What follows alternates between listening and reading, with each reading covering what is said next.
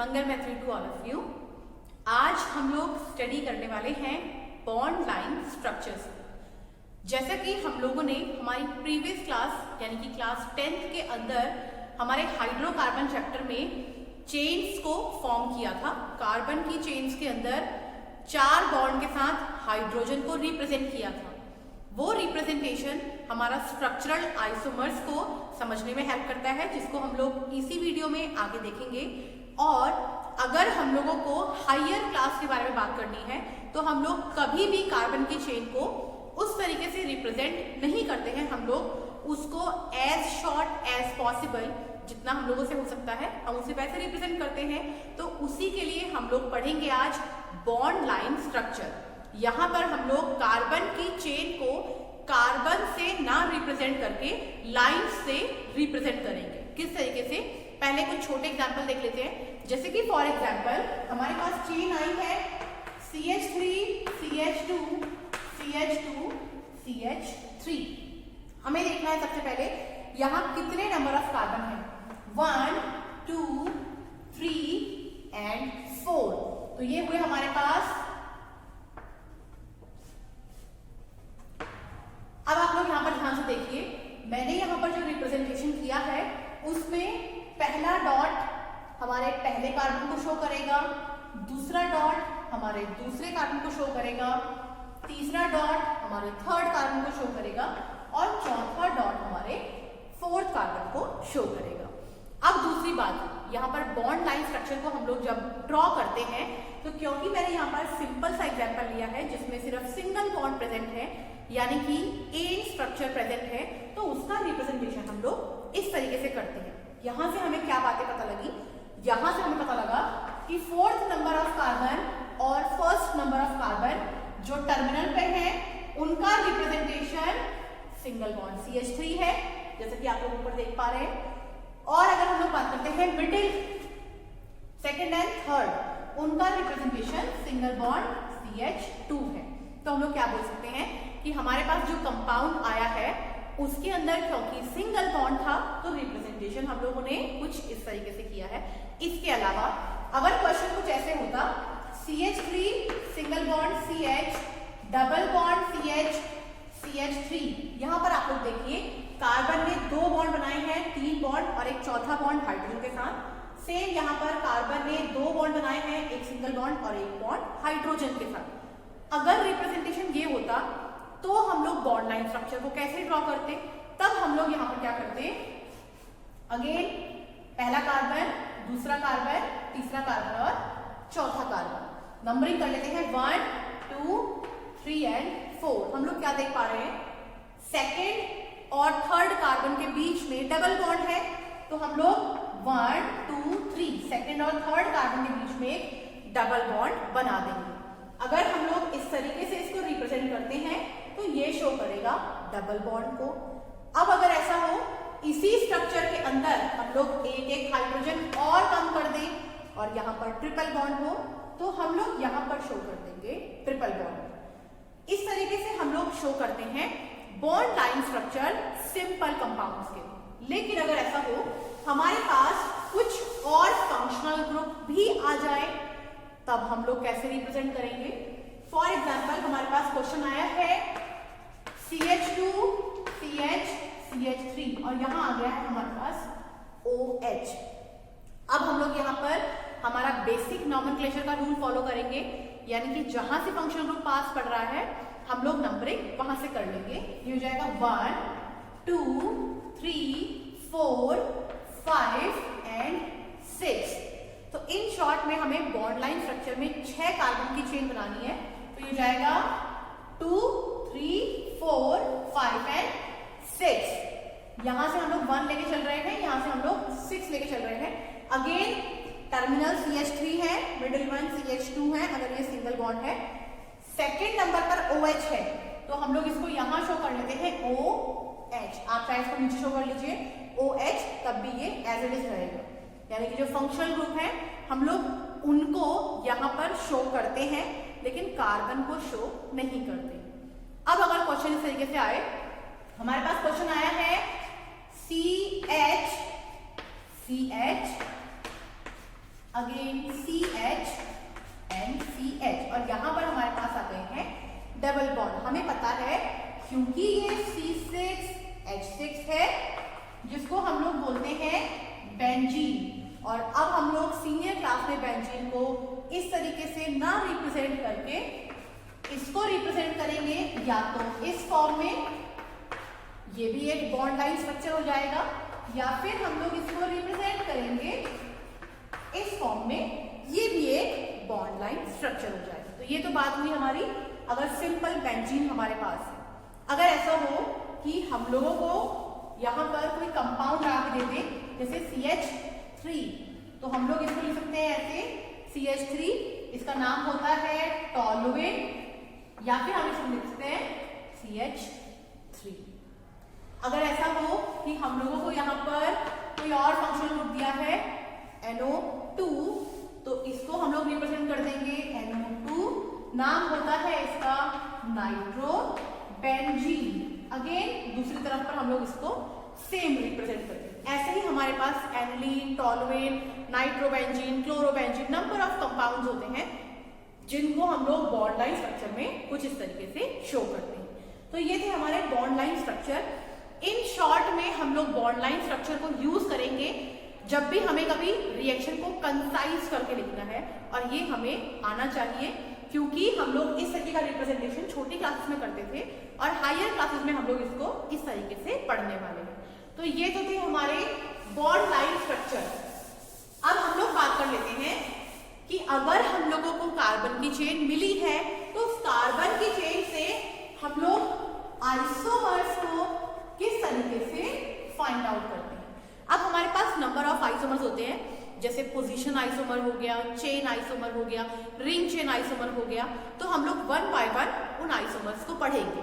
जैसे कि नंबर 1 मैंने बोला पोजीशन आइसोमर, देखो नाम में ही लिखा है पोजीशन, मतलब यहाँ किसी एक कंपाउंड की पोजीशन को चेंज करेंगे। वो कंपाउंड कौन सा होगा? Either it is functional group और इट इज कार्बोनाइल, यानी कि एक कार्बन का कोई भी ग्रुप हो या फिर हम लोग बोल सकते हैं फंक्शनल ग्रुप हो, उनकी पोजीशन को चेंज करते हैं, उसे हम लोग बोलते हैं पोजीशन आइसोमर। जैसे कि फॉर एग्जांपल हमें क्वेश्चन दिया है CH3, CH2, CH2, CH, Cl, CH2, CH3। सबसे पहली बात यहाँ पर जान लेनी है कि जो बेसिक आइसोमर हम लोगों ने क्लास 10th में पढ़े थे उसको हम लोग एक बार यहाँ पर जरूर स्टडी करेंगे। जैसे कि अगर सिंगल बॉन्ड CH2 कहीं चेन में मिलता है, नाम के आगे N लगा दो। Single bond CH functional group के साथ मिलता है, नाम के आगे आइसो लगा दीजिए। सिंगल बॉन्ड C चारों तरफ फंक्शनल ग्रुप मिलता है, नाम के आगे नियो लगा दीजिए। यहाँ पर जरूरी नहीं है फंक्शनल ग्रुप ही हो, ये कार्बन का कोई एक एल्काइल ग्रुप भी हो सकता है, मिथाइल, मिथाइल प्रोपाइल, कुछ भी एक ग्रुप हो सकता है। यहाँ इस चीज को ध्यान रखते हुए हम लोग इन क्वेश्चंस को सॉल्व करेंगे।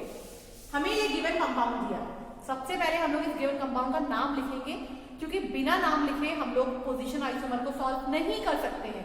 ये नंबरिंग करेंगे 1, 2, 3, 4, 5 एंड 6। नंबरिंग हम लोगों ने यहाँ से क्यों शुरू की है? फंक्शनल ग्रुप यहाँ से क्या पढ़ रहा था? पास पढ़ रहा था। तो हम लोग अगर यहाँ पे देखते हैं थर्ड पर है क्लोरीन, हमें इसकी कॉमन नेमिंग के थ्रू इसका नाम रखना है। तो अगर हम लोग देखें एक स्ट्रेट चेन है, स्ट्रेट चेन में अगर हम लोग इसकी नेमिंग करते हैं तो ये हो जाएंगे हमारे पास 6 कार्बन।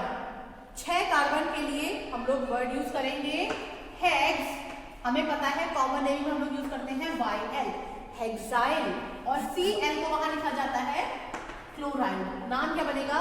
Hexyl chloride. ये हम लोगों ने पहले सीख लिया था, लेकिन आज हम लोग आइसोमर पढ़ रहे हैं। यहाँ पर N आइसो नियो बनाने हैं हम लोगों को, तो क्योंकि यहाँ पर single bond CH single bond condition आ रही है, मैंने कहा था ये आइसो कंडीशन है, तो आइसो हेक्साइल क्लोराइड। अगर हम लोग इसका IUPAC नेमिंग करते हैं, नाम बनेगा 3 क्लोरो हेक्सेन, क्योंकि हमारे पास बेसिक नाम आया है 3 क्लोरो हेक्सेन, तो हम इस क्लोरीन की पोजीशन को चेंज कर करके फिर देखेंगे हमारे पास पॉसिबल आइसोमर कितने बन रहे। एक कंडीशन हो सकती है हम लोग Cl को भेजे यहाँ और एक हाइड्रोजन को भेजे यहाँ, तो हम लोग क्या बनाएंगे, तब Cl लगेगा यहाँ पर, कंपाउंड बनेगा CH3 CH2 CH CH2 CH के ऊपर Cl CH3। अब की बार अगर हम लोग नाम निकालेंगे, नाम बनेगा 2-chlorohexane। अगेन हम लोगों ने 3 बना लिया है, हम लोगों ने 2 बना लिया है। एक कंडीशन क्या हो सकती है, हम लोग Cl को यहां से रिमूव कर दें और लास्ट वाले कार्बन में भेज दें। नाम क्या बनेगा, 1-chlorohexane। 1 को हम नहीं भी लिखेंगे, क्लोरोहेक्सेन भी लिखेंगे, तब भी सही रहेगा। ऐसे ही हम लोग एक बार यहाँ इसको 4 पे रख लेंगे, यानी कि हम लोग यहां से हटा करके इसको 1 2 3 और 4 कार्बन पे रख लेते हैं।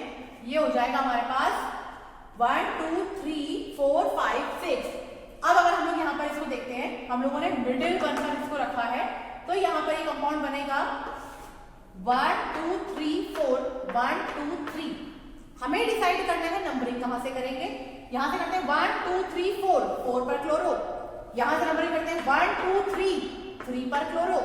तो 3-chlorohexane तो हम लोग पहले ही बना चुके थे, यानी कि इसका मतलब हम लोग इसको यहां से नंबरिंग करने के बाद सेम कंपाउंड को बना रहे हैं, तो ये इसका आइसोमर नहीं माना जाएगा।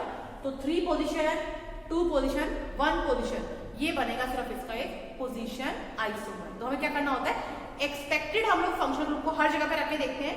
अगर नेमिंग सेम आ गई तो इसका मतलब वो सेम ही आइसोमर है, तो हम उसको कंसिडर नहीं करेंगे। लेकिन अगर नेमिंग डिफरेंट आ गई तो हम उसको कंसीडर करेंगे कि ये एक डिफरेंट आइसोमर। नेक्स्ट, ये था पोजीशन आइसोमर। अगर ऐसा हो हम लोग इसी कंपाउंड के अंदर देखें, हमारे पास स्ट्रक्चरल आइसोमर किस तरीके से बनेंगे। तो देखिए, स्ट्रक्चरल आइसोमर एन आइसोनियो बनाते हैं हम लोग। तो अगर हमारे पास कंपाउंड दिया हो CH2 CH3, हम लोग नंबरिंग कर लेते हैं 1 2 3 4 5। 5 कार्बन के लिए पेंट, सिंगल बॉन्ड है ए, पेंटेन। मैंने कहा था अगर हर जगह सिंगल बॉन्ड CH2 ही ग्रुप जुड़ा हो, नाम क्या लगा दीजिएगा N। नाम क्या बनेगा, N पेंटेन। इसका आइसो बना लेते हैं। आइसो कैसे बनेगा, टर्मिनल से किसी भी एक CH3 ग्रुप को उठा करके बीच में कहीं ज्वाइन कर दीजिए, क्योंकि बीच में सबके बॉन्ड पूरे हैं, तो एक हाइड्रोजन को टर्मिनल वाले कार्बन में भेज दीजिए। एक बार दोबारा देखिए, मैंने फर्स्ट पोजीशन के CH3 को थर्ड पोजीशन के CH2 पर ऐड कराया, बॉन्ड यहां से ब्रेक हुआ है, इस कार्बन का बॉन्ड ब्रेक हुआ है, तो इस CH3 से जो हाइड्रोजन जाएगा वो सेकंड नंबर कार्बन में जाएगा। तो जो आप लोग एल्काइल ग्रुप भेज रहे हैं उससे नेक्स्ट कार्बन पे आपको हाइड्रोजन को ऐड करना है। कैसे ऐड होगा ये, CH3 CH2 single bond CH, क्योंकि इसके ऊपर CH3 आ रहा था, सिंगल बॉन्ड ये CH2 था, इसको हमने एक हाइड्रोजन प्रोवाइड किया, ये बन गया CH3।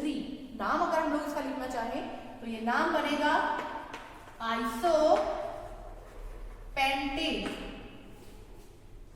अब अगर हम लोग बात करते हैं नियो की, कंडीशन क्या थी, एक कार्बन जिसके पास कोई भी हाइड्रोजन ना हो और चारों तरफ पर कोई ना कोई एल्काइल ग्रुप जुड़ रखा हो। अब की बार हम लोग क्या कर सकते हैं, यहां से एक CH3 को लेंगे, इस कार्बन के ऊपर, इस कार्बन के हाइड्रोजन को जहां से बॉन्ड ब्रेक हुआ है उसके नेक्स्ट कार्बन में ज्वाइन कर दें। मतलब ये हाइड्रोजन जाएगा यहां, CH3 जाएगा इस कार्बन के ऊपर। तो कैसे लिखेंगे, ये CH3 हो जाएगा single bond C CH3 CH3 CH3।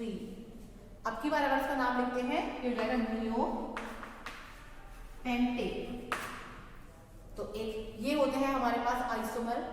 इसके अलावा अगर ये भी हमारे पास आइसोमर हो गए हैं, इसके अलावा हमारे पास एक आइसोमर और आते हैं जिसको हम लोग बोलते हैं ring chain isomer. Ring chain isomer को बनाते हुए हमें बहुत ध्यान रखना पड़ता है किस तरीके से। फॉर एग्जाम्पल हमारे पास CH3 CH2 CH3, ये चेन स्ट्रक्चर है क्योंकि ये ओपन स्ट्रक्चर है, इसे रिंग में बदलना है। रिंग मतलब क्लोज स्ट्रक्चर। क्लोज कैसे होगा, जब ये टर्मिनल जुड़ जाएंगे तो वो क्लोज हो जाएगा। हमने अभी पढ़ा था बॉन्ड लाइन स्ट्रक्चर, तो मैं इसको इस तरीके से क्लोज कर रही हूं बना के। अगर मैं इसको आपको दिखाऊं, ये हो जाएगा CH2 CH2।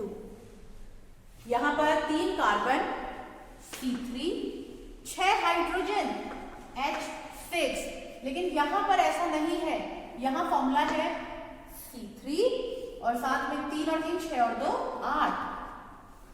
तो जब हम लोग रिंग चेन आइसोमर बना रहे हैं तो हम क्या बोल रहे हैं, जब हमने टर्मिनल के कार्बन को जोड़ा था, अगर मैं इसको ऐसे लिख दूं CH2 CH3 CH3, जब मैंने टर्मिनल के हाइड्रोजन कार्बन को जोड़ा था तो हाइड्रोजन को रिमूव करवाया। किस तरीके से, CH2 एक हाइड्रोजन यहां, CH2 एक हाइड्रोजन यहां से हम लोगों ने H2 जब बाहर निकलवाया रिएक्शन कराने के बाद, तब इस C और C के बीच में बॉन्ड बन गया, क्योंकि उन दोनों ने ही अपना एक बॉन्ड तोड़ा था और तब जाकर के उन्होंने उसको बॉन्ड में फॉर्म किया।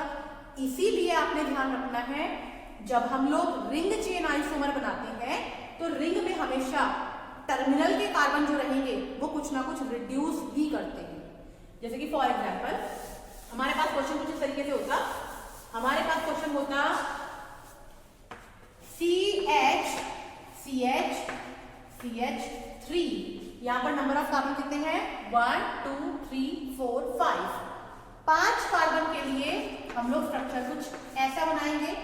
नंबरिंग अगर हम लोग कर लें 1 2 3 4 5, 2 और 3 के बीच में डबल बॉन्ड है, मैं इसको अगर 1 मान लूं, 2 और 3 के बीच में डबल बॉन्ड, तो आपने ध्यान रखना है ये 3 है, ये 4 है, ये 5 है।